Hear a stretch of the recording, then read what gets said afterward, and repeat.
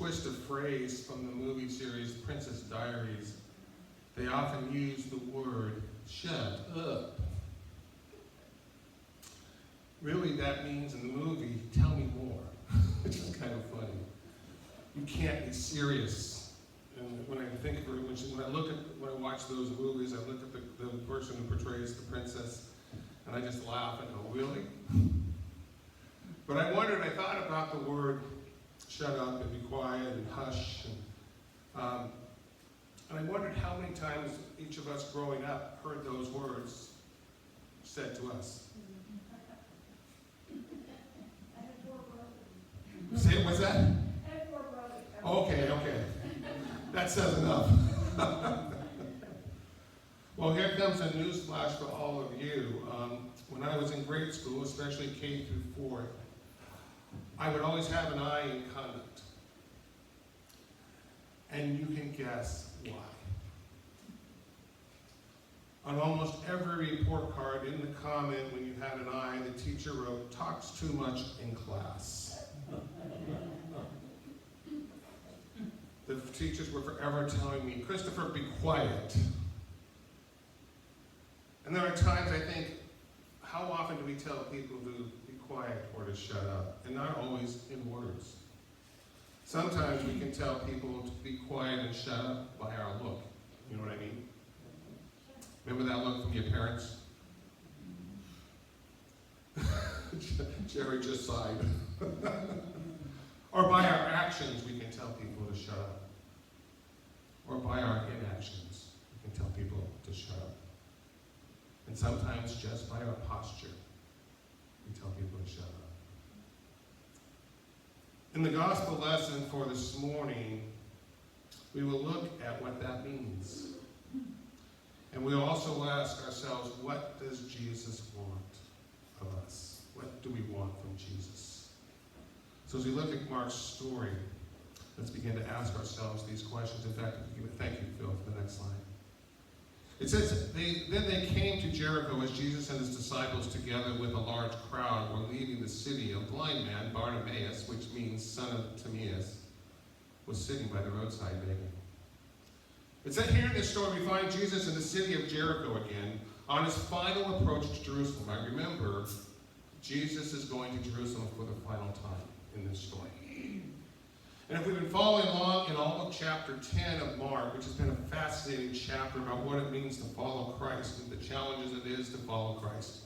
Jesus had quite the journey thus far as he presented this amazing story of the gospel and of what the cross looked like to his disciples. In fact, we saw a few weeks ago, he challenged the rich young ruler to sell everything he had if he wanted to follow him. He told the disciples about what he waited for them in Jerusalem in the crucifixion and the suffering and death that he would suffer. He watched as the disciples were distracted by chasing after wrong things and possibly coming close to blows after James and John demanded they sit at his right and his left hand when he came into his kingdom. Now Jesus finds himself on the road again near Jericho, confronted with a number of other people begging and seeking his assistance. And I thought about the power of the meaning of Jericho in the Old Testament, the Hebrew Scriptures. It's called the city of palm trees. It's a city of retreat. All the religious leaders would come the 19 miles or so from Jerusalem and have retreat in Jericho. It was where all the religious leaders were. And if you think about it, in the story that's in Luke's gospel that takes place at the same time as these stories, in fact, precedes our story we just heard, it's all the religious leaders get mad at Jesus because what does he do? He asks the kids to come down from the tree and then have dinner at his house. And so all the religious leaders are in town relaxing, getting ready for the Passover. So it's a crowded city of religious leaders, and there Jesus is doing the unthinkable things around him. And so as they gather, he begins to leave the city and head to Jerusalem for that final journey. And look what he sees. If you give me the next slide. He says, when Bartimaeus heard that Jesus from Nazareth was nearby, he began to shout out, Jesus, son of David, have mercy on me. And I thought about this text. I thought about, he's blind. How does he know it's Jesus? What has preceded him to let him know that Jesus is walking down the road. And then I thought about it. Gossip. Gossip. And we can never say gossip. We can always say gossip is never a good thing. But maybe in this incident, the loose lips opened the ears of blind Bartimaeus with a purpose. It says, when Bartimaeus heard, Bartimaeus on the road, likely begging like the others along that part of the road. He wasn't the only one in the crowd begging. He had a prime seat, but he wasn't the only one along that road begging for when Jesus was coming by. We know that Jesus' presence had reached the masses because it was during the same time as I just told you that he had been to Zacchaeus' house and performed the miracle of saving Zacchaeus, and Zacchaeus giving everything he had for the kingdom work.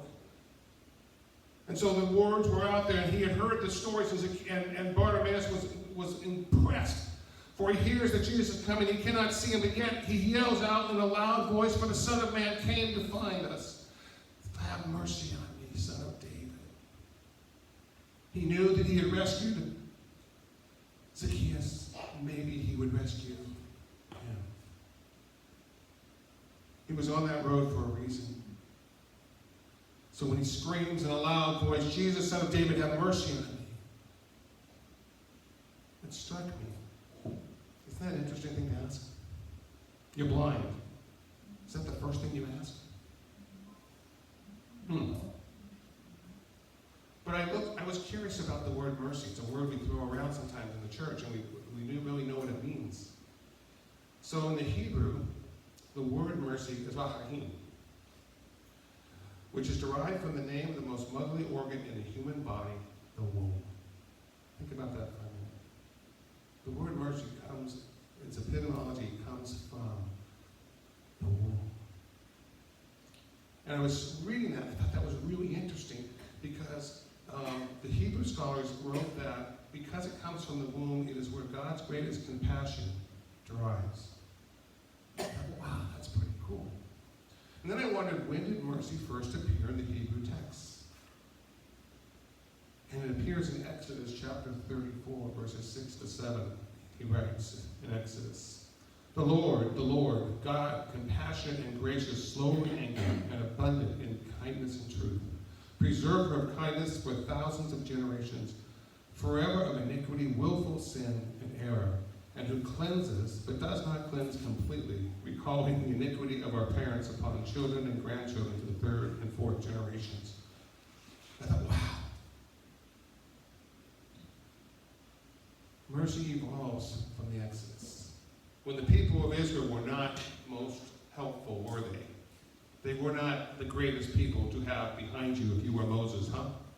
Always complaining, always filibustering something about what Moses was or was not doing. Yet God grants them his mercy from the depths of who he is. And then from a Christian perspective, we define mercy in this way, which is the same meaning, but just with a little twist. Mercy as Christians is withholding what I deserve. Withholding what I deserve. So for Bartimaeus to ask Jesus for mercy, he comprehends his plight in life.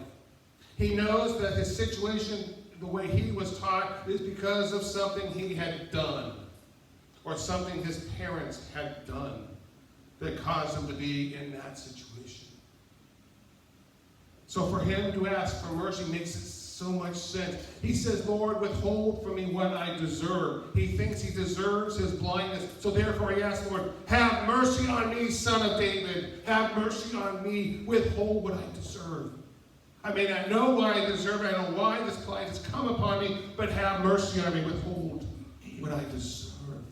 Give me a piece of this mercy, O Lord. You think about it, Bartimaeus wants peace for his soul.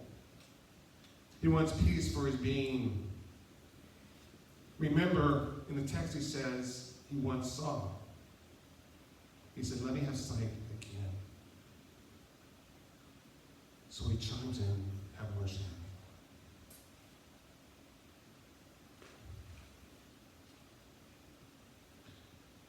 on me. And then the next verse.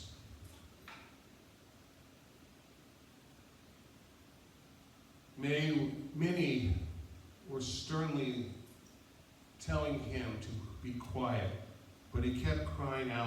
all the more, Son of David, have mercy on me. The crowd told him, shut up. We don't want to hear from you. Be quiet. And as I read this part of the story, I'm reminded of a very dear friend.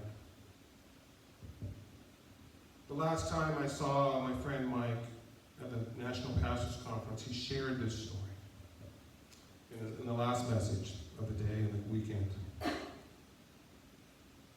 And he said, how often do we tell people to shut up? And what damage can it do? And as he shared this text, he began to talk about something most profound. He began to tell the story of his daughter. She was a loving Christian and went away to college. And she was at a Christian college and she wanted to study dance. And so she registered all her classes to study dance, and she came to the youth pastor's office and said, all excited, almost dancing into his office, and said, I've decided to declare the major of dance. So excited, and the youth pastor looked at her, or the campus pastor looked at her and says, you cannot do dance and be a Christian. She went home that Thanksgiving. Her dad was joyous to see his beautiful daughter come home for the holidays, and he looked at her and he saw this sullen look on her face, and he waited for the right moment. He says, are you okay? He says, Dad, I'm not a Christian anymore. And he looked at his daughter and kind of shook his head, and tears welled up in his eyes. And he got the courage and said, why not? He said, well, Dad, I love to dance. He says, I know you love to dance. It's part of who you are. You've always loved to dance from the time you were a small child. She goes, yes, I know, but I majored in dance, Dad. I said, yeah, and you should. And he goes, yeah, and then I went to the campus pastor's office and told him that I majored in dance. He said I couldn't be a Christian anymore, so I had to choose between being a Christian and dance, and I chose dance.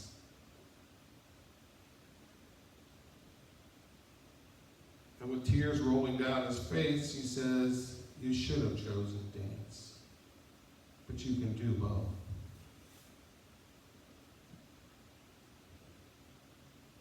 And Mike related to the story. He said, of course she can choose dance because she had a choice to do so, but more so that God loved her no matter what. And that the campus pastor told her to shut up. And he said, you cannot do dance and be a Christian. And I wonder, how often do we tell people to shut up in so many ways? We come up with we label things. Do we not label things? How many of us put labels on things? We put lots and lots and lots and lots of labels on people. And here, blind Bartimaeus, go to that slide. Jesus beckons him to come. He says, come to me. And they call out to him, and they tell Bartimaeus to come. And come, Bartimaeus, today's your lucky day, as it said in our text that I read earlier. Come, today's your lucky day. Jesus is calling you. Come, come, come, come. He wants to see you. It's kind of funny that the crowd's beckoning. They hear Jesus tell Bartimaeus to come, and he doesn't hear it. But the crowd then says, come to him. The very crowd that told him to what? Boy, the crowd can be fickle. But they tell him, hurry, come, come. And the text says he throws off his cloak and he runs to Jesus. Give me that slide. I love this slide because, he's been blind for we don't know how long, how many years he's been blind, sitting on the road asking for help. And here Jesus says, come, and he comes, he throws off his cloak. And I can imagine that it wasn't so easy to just go to Jesus because you hadn't seen, your eyes are probably wondering, and it doesn't say he has a sight, but he goes to Jesus because he wants to see this Jesus. And I thought about the disciples. They said they were falling from behind. I thought that's kind of funny. They're following Jesus from behind. And I can imagine the feeling in Bartimaeus when Jesus come and the crowd says, go. Can you imagine the crowd must be thinking all of a sudden they told him to shut up and now they're part of the story of telling him to come? Can you imagine what the disciples are experiencing? Here we go again. We just did this at Zacchaeus' house. Can you imagine the look on Jesus' face as he sees Bartimaeus coming? What a moment. Jesus reveals the very meaning of mercy, doesn't he? He shows the very meaning of mercy when he tells Bartimaeus, come. Come, Bartimaeus, come. And then the most profound thing happens. Next slide. Jesus says to Bartimaeus, what would you have me do for you? I can see the twinkling in Jesus' eye as he looks at Bartimaeus, and Bartimaeus, still blind, gazes blindly at Jesus in this direction. And Jesus looks at him and says, what do you want from me? What would you have me do for you? And once again, Jesus takes off the label. He doesn't see blind Bartimaeus, does he? Who does he see? He's a child of God. Here again, Jesus speaks to the unspeakable, sees the unseeable, listens to the undesirable, touches the untouchable, engages the unengageable, equips the unequipped, empowers the unempowered, allowing one to speak when everyone else told to shine. When I thought about the labels we put on people, Jesus did not put a label on Bartimaeus, did he? Yet in our society, we're quick to put labels, whatever it might be. And the challenge is, Jesus never puts a label on anyone, does he? He does not put a label on Zacchaeus. He does not put a label on the blind man. He doesn't put a label on the woman at the well. He doesn't put a label on anyone whom he touches. He doesn't put a label on those who are cursed in society. He doesn't put a label on the lepers. He just what? He touches them. He hears them. More importantly, he sees them. And he doesn't see the labels that everyone else has put on him. So I want to share something with you in a minute. Give me a second, Bill.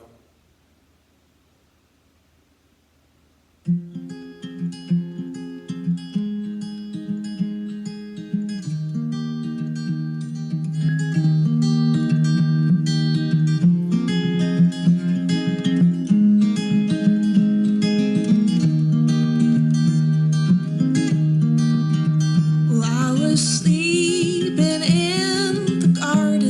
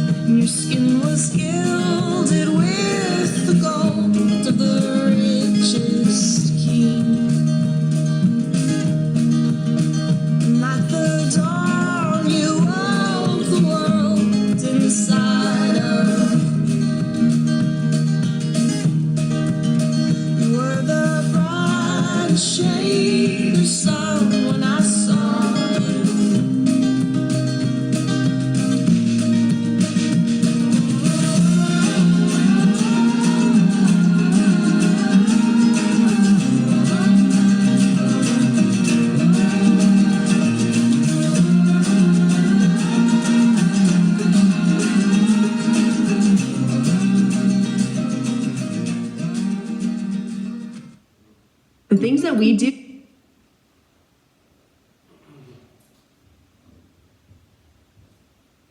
And the blind man says, let me see. The challenge is we put on labels all the time. Jesus never saw a label anyone. Like in the video you just saw, you can go to the last slide though, because I changed the last part of the message.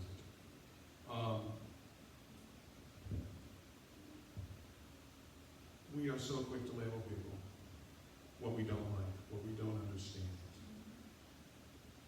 I see it too often in our own church. Saw it last night. It's got to stop. We got to carry that sign that says loved and put it on everyone. How many people are hurting? Look at that. The video was so cool. I want to tell you something. That was accidental. I found that video. It was actually for Inside Out. I was preparing for my November meeting with Inside Out yesterday and found the video, a number of other videos I work on. And I realized when I saw someone label people, it's got to stop. Jesus labels no one. He only puts that sticker of love on all of us. You know, if we're going to be the church and move forward, we have a world where everybody's been labeled. Whether it's liberal or conservative, Democrat or Republican, whatever you want to do, you just label. And people are walking around with all those labels on them, just like the guy in the video. And Jesus doesn't see them. Jesus doesn't see labels, folks. Gay or straight, Jesus sees no label. He sees a child of God in all of us. We have way too many things to take care of in our own lives, to remove the labels that are there and trust in God's love. We need to be like blind Bartimaeus and say, Lord, have mercy on me, a sinner. Because we're all sinners. And Jesus wants to remove the label of sinner through the cross of Golgotha. He goes to the trash heap and takes our sin and says, on that moment when the blood comes down from the cross and he dies and gives up his spirit, he gives us a new label. Loved and forgiven. It's the label of our church. It's the label of our faith. It's the label of what it means to follow Christ. We cannot put on labels except love. And look in other people's eyes, as Jesus looked in the eyes of blind Bartimaeus, as he looked in the eyes of Zacchaeus, as he looked in the eyes of the woman at the well, and so on and so forth. Throughout the gospel text, Jesus only puts on one label. Love. And that love comes in the forgiveness of all our brokenness. Lord, help me to see. Lord, I want to see like Bartimaeus. Lord, I want to see with new eyes that love you have given to me. That love you have given to all of us through the cross. Help me, Lord, to see. Help us to see as your church. Let's put on love for everybody. And take off all